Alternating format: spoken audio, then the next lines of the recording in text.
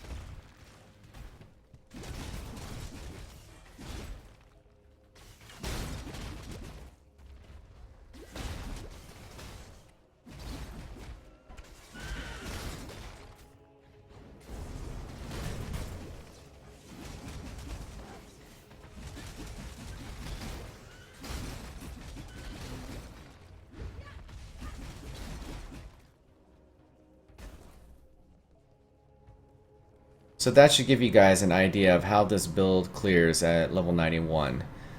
Let's talk about some of the mechanics that's going on in my skill tree.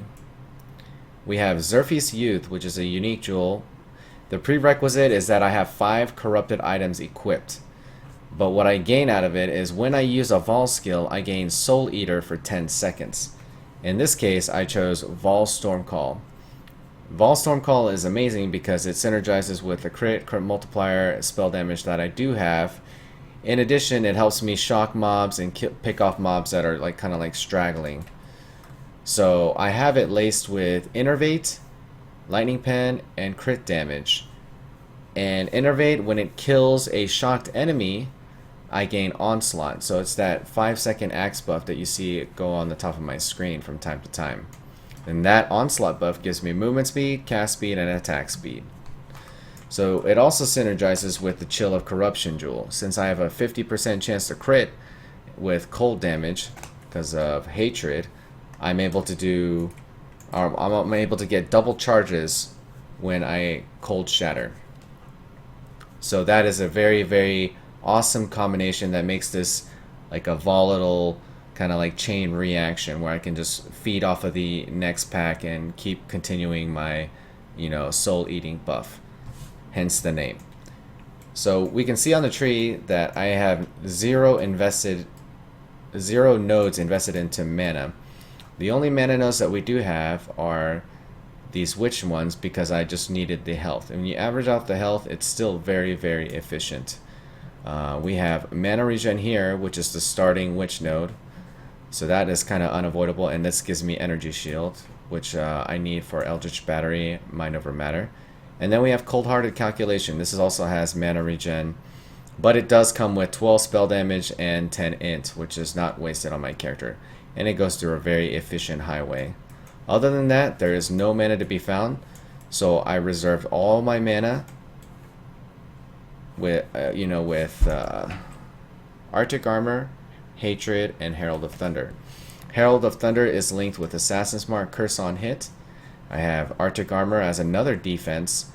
It's 13% less physical damage taken when hit. This is not prejudiced to spell, projectile, or melee. As long as it has an on-hit mechanic, it gets reduced as long as I'm not moving. So this helps me deal with reflection damage and allows me to scale my damage even higher.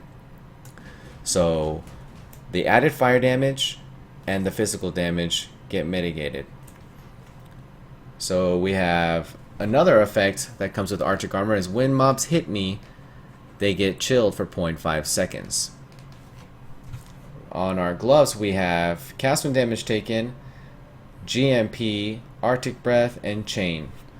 So when mobs hit me for a total of 528 damage, I have a reaction where it sprays chilled ground and the projectiles out and slows them. And then it chains and goes to other mobs maybe on the other side of the screen because I have a lot of projectile speed. So it's another layer that I add to this character that it works out really, really nicely.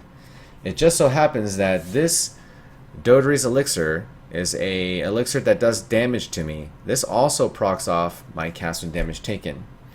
So you notice it says removes 20% of your maximum ES on use, 10% of your life as chaos damage on use, and that's actually more than just 10% because I have negative 40 chaos rest, but that's okay.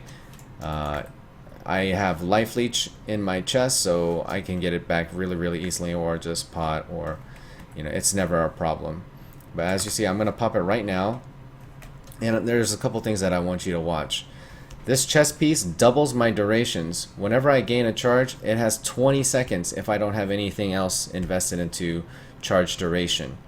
And additionally, it gives me 1% movement speed per frenzy charge. It gives me life, energy shield, and evasion. And that's the direction that I went with. I went evasion and life, block, mind over matter, Arctic Armor, and Zerphi's Youth. Now this looks like an offensive gem, but it's actually a defensive gem. I'll go ahead and explain that in just a bit. So double the charge duration, pop this, you see Arctic Breath comes off my character. Now you'll see my character get slowed from time to time for 0.5 seconds, and that's because the Dotary's elixir is actually proccing off my Arctic armor and is causing me to chill myself. I have confirmed from the developer that this is not intended, so that chill mechanic from using Dotaries will be removed in the future. So that's good news.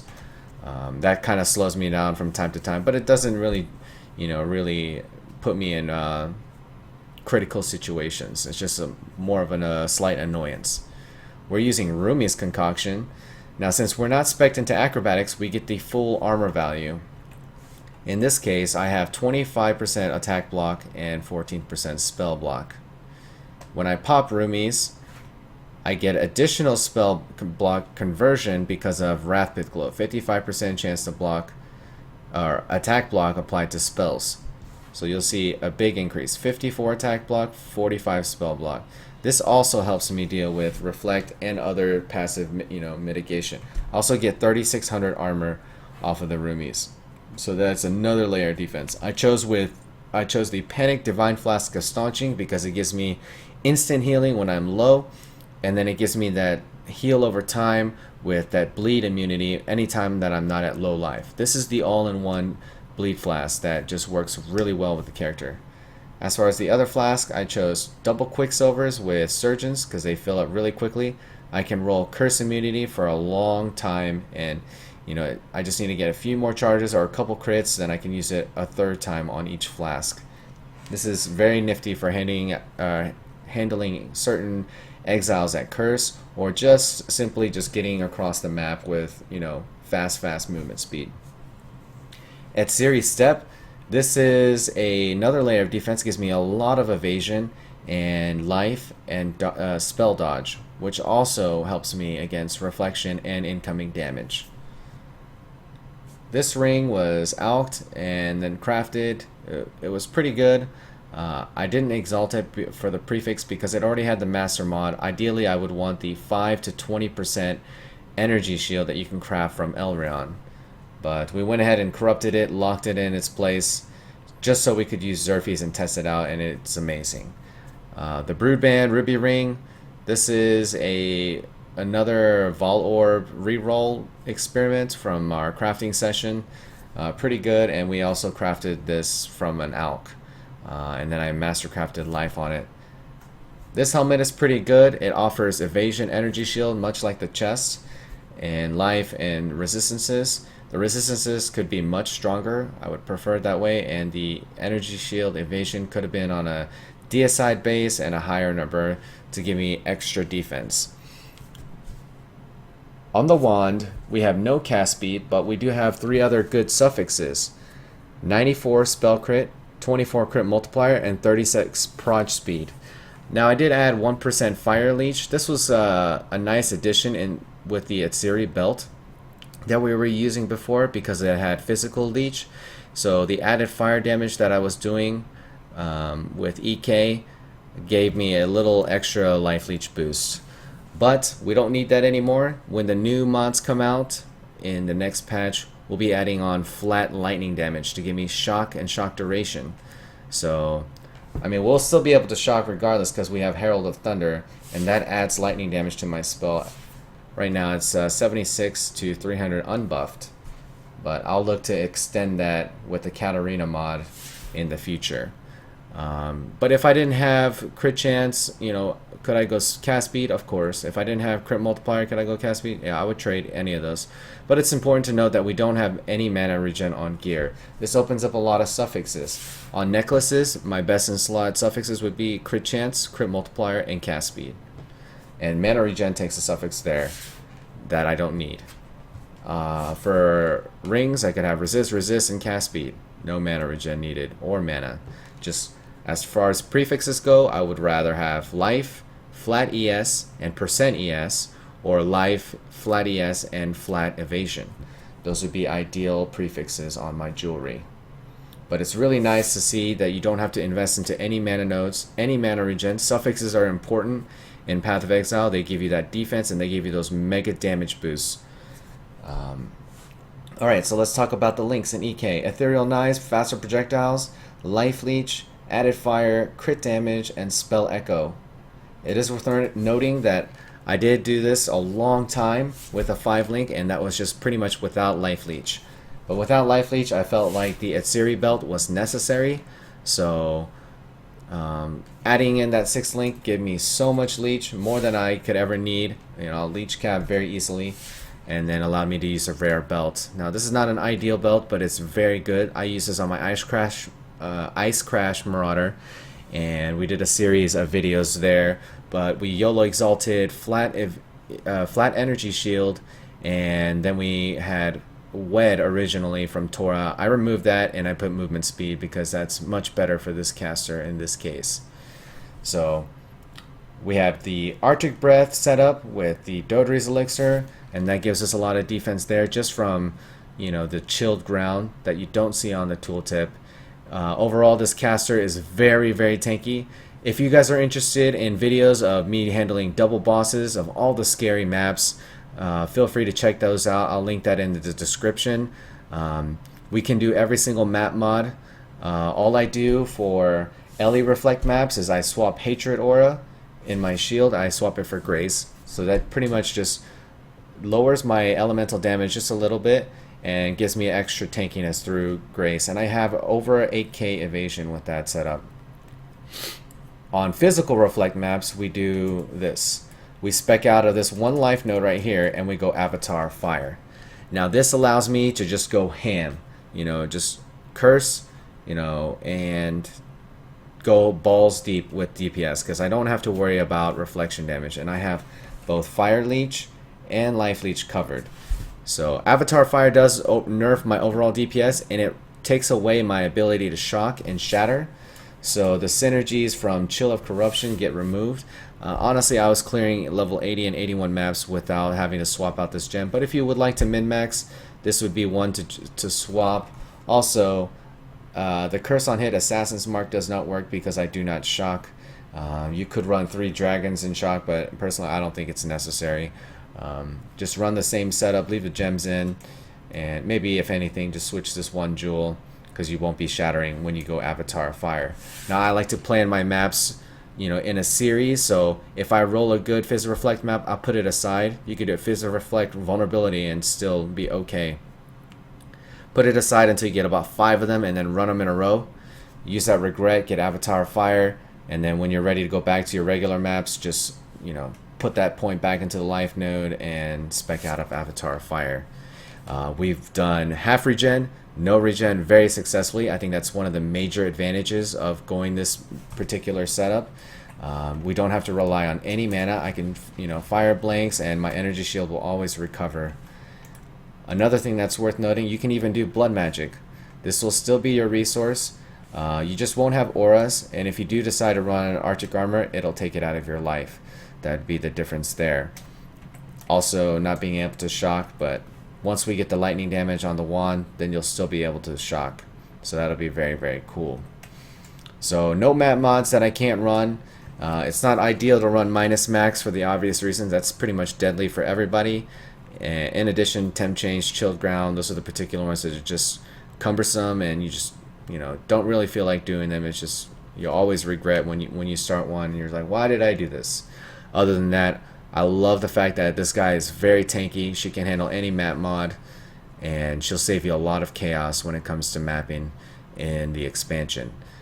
Keep in mind, mapping is going to be a lot harder, and you know, it's going to reward you, you know, for killing those scary bosses very easily. So let's dive into this build and talk about Soul Eater and a couple of other mechanics. What is Soul Eater? It's 5% cast speed and attack speed, 5% physical damage, and 5% all res per soul consumed. So every time I kill 1 mob, I get 1 stack, and that gives me 5, 5, 5, 5, 5. So you can understand that with, you know, frequent usage of Vaal Stormcall, this giving me Innervate also, and Chill of Corruption, how this can be a very, very chain, like a volatile chain reaction. And it's one of those things where, you know, you're going to be casting so fast. Let me show you guys some tooltips that I took the liberty of taking some screenshots of some of the buffs. Alright, so defensively, we're looking at 90% armor, 3600 with roomies popped, 54 block, 45 spell block. We got stun avoidance, that's no problem. Look at the all res, 256, 264, 265. Yes, that is overkill to the max. However, when you're running, LA week or get, multiple curses, this could be interesting, but obviously you don't need that much. I can hit the physical damage reduction cap with only 14 souls. 15 if I don't have the golem or he died. So that's pretty easy to get that many. On average, I find myself getting anywhere from 28 to 52 souls, depending upon how the mobs are positioned and such. In addition, we have the 16% spell dodge, 30% chance to evade attacks. That's also very, very good. With Enduring Cry, my energy shield recharge per second is 516. It's 122 with just the endurance charges thanks to the chest. Let's take a look at the offenses. We can more than double our EK damage with some Soul Eater action. At 34 souls, it's 8.9 casts per second, 437 cast speed modifier. That scales with Spell Echo, and it just gets insane. So insane that you'll never be able to cast this with regular mana regen. You would have to run it on Blood Magic, and then it would still probably own your HP. So this is another one of the benefits to running Eldritch Battery, Mind Over Matter, Zealot Oath instead of Hybrid. Hybrid would not be able to cast, with the addition of, or with the ability to run half regen, no regen, Fizz Reflect, Ellie Reflect, Blood Magic, and the build just working phenomenally. People have been arguing, oh, there's no reason to do this, and I think I've shown you more than one reason, and more than one good reason to do so. So if we just look at the paper math, and we look at my 5080 health, at what point does it become more efficient? Let's talk about Mind Over Matter and Eldritch Battery for a little bit. So with 5080 health, that means it would take 1524 ES. If we're gonna take a one shot, how much ES would absorb through Mind Over Matter before I died, and how much would be left over? So it would leave me with 244 ES difference with my current ES. So as my ES pool gets higher, it's more advantageous to soak a single hit with Hybrid, but I'm at a point where I'm going like evasion, life, dodge, block, and having this resource to work the way it is, the ability to run Arctic Armor, Herald of Thunder, Chaos or Hatred without investing into any mana nodes. The only mana nodes I have are these life nodes, and that's not because mainly if you just average these out, it's still very, very efficient life nodes. This one comes with 25 mana regen, which gets wasted, but it's the starting witch node, and energy shield still gives me something. And then Cold-Hearted Calculation is 20 mana regen. That's the only thing that's wasted on the tree. As you can see, everywhere else I do not have anything invested into mana. Not to mention the prefixes and suffixes on gear that we covered earlier.